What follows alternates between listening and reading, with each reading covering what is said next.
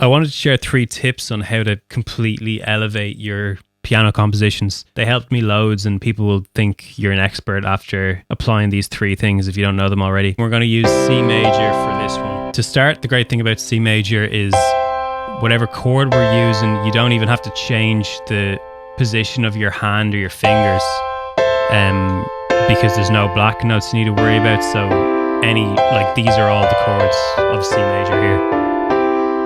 So keep that in mind. The first tip I'd like to share with you is just to go down in seconds.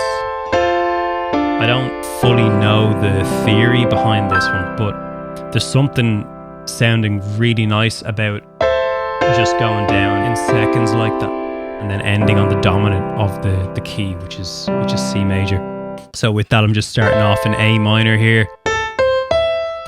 Then we go F major, D minor, and then C major. That's to apply it to this key of C, but as I said, you can do this in any key. To up that a bit, then we're just going to do loads of 7s as well, make them sound really nice. To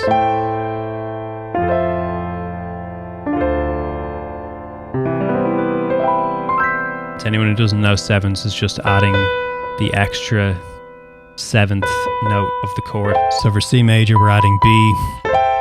A minor, we're adding G, and so on. The second trick is a secret chord that sounds great in C major, which is randomly this chord A flat sounds amazing when you use it in C. It's a random one, but it's a great secret to know and have under your belt when you're trying to kind of compose pieces that are stretching the boundary a bit. So effectively, that's for C major. Now this can be applied to any key. You can just go to the 6th note of the key and then you flatten that and you play the major chord of that note you land on. So the 6th note of C major is A.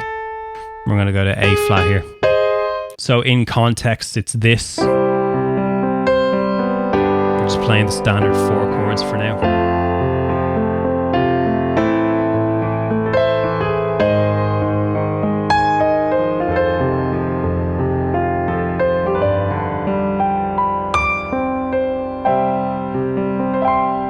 You can use it in any order you want, really. But often going just a step above, so A minor, and then going to the A flat here.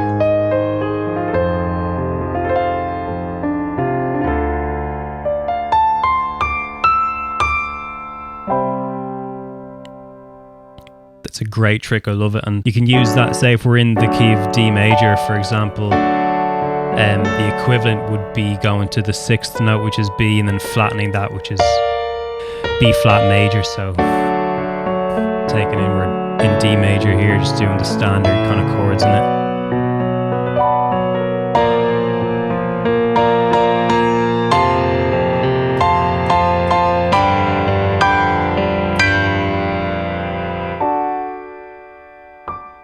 The third trick is a bit of a mad one. Effectively, you can experiment with any chord you want, but as long as you come back to the tonic, which is C major in this case, you're going to be fine.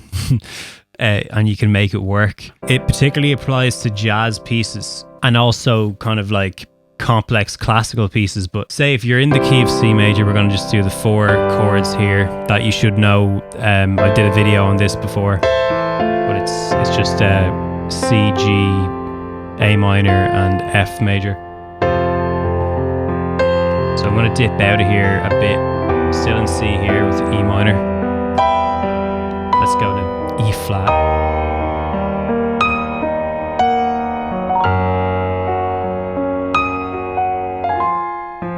F minor. So I'm well out here now.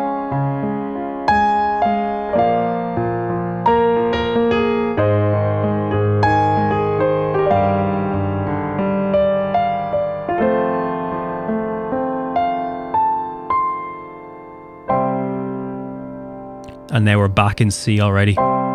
See how far that kind of swerved out of C major, but you can kind of make it work still. And I can't fully explain it. It involves, I think, you should experiment a lot with different chords yourself. The piano chord Bible that I made for free will help loads with this step if you want to download that in the description. It tells you most chords you'll end up playing on piano, gives you a lot of other information like the scales and common chords of each key and different things like that. So download that below and just have it on hand here for this step. But yeah, you can really like have fun with it and like sit down yourself and improvise yourself and see how far you can stretch it. We stretched it pretty far considering C major, it doesn't contain any black keys, whereas we were just up here and all over the place here in this step. Keep in mind that going down in kind of thirds as well, it could help you here. That didn't fully work because it doesn't sound like we're finishing on the first here because of all the chords I played there. But so if you go back to F, A minor,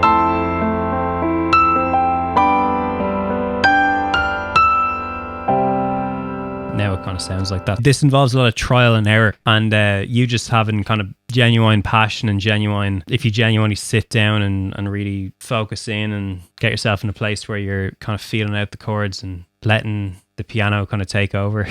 And in this step, it's important not to think too hard about what's right and wrong when it comes to playing the piano as well. So I hope this helps. This was a short video, but if you want to book a one-on-one call with me to discuss this further or anything else, I'm offering online classes, so just book that down in the description below. Calendar's there. You can just have a look at that and book in. And definitely make sure you're downloading the free chord Bible. I have other tips on improvisation and jazz, and there's a left hand trick as well that most people who watch the channel know about it already, but definitely have a look at that and scroll through my channel, and it should help you with some more tips. If there's anything else you have on your mind as well, definitely leave a suggestion in the comments. I'd love to go through and cover it.